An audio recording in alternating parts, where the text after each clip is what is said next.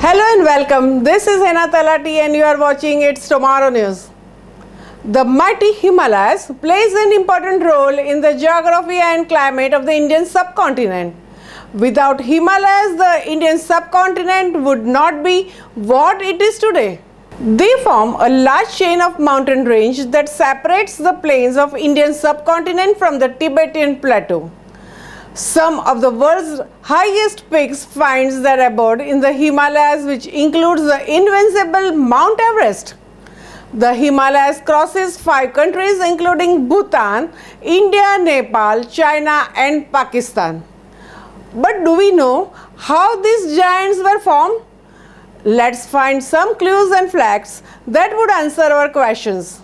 Let's learn in detail the formation of the Himalayas. Between 40 and 50 million years ago, when two land masses, India and Eurasia, driven by the plate movement, collided.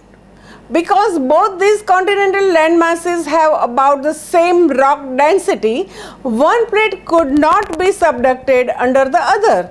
The pressure of the impinging plates could only be relieved by thrusting skyward, contorting the collision zone and forming the jagged Himalayan peaks.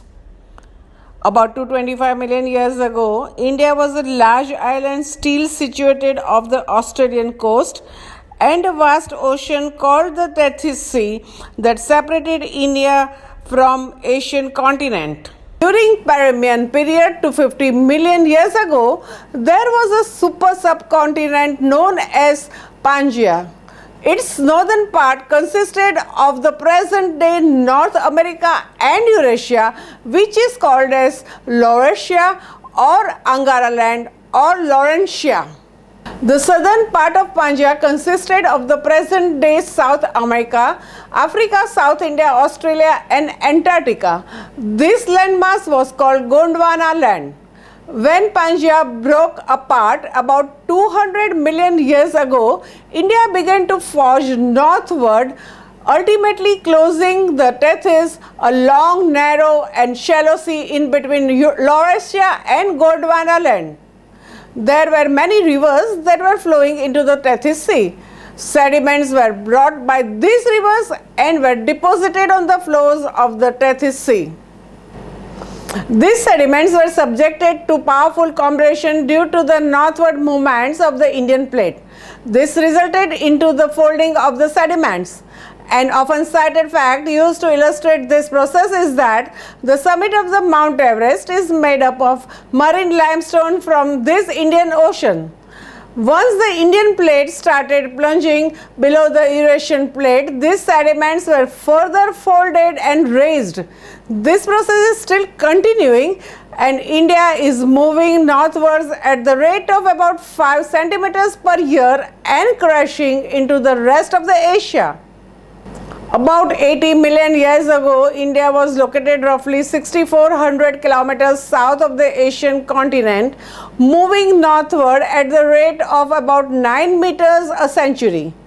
When India rammed into the Asia about 40 to 50 million years ago, its northward advance slowed by about half.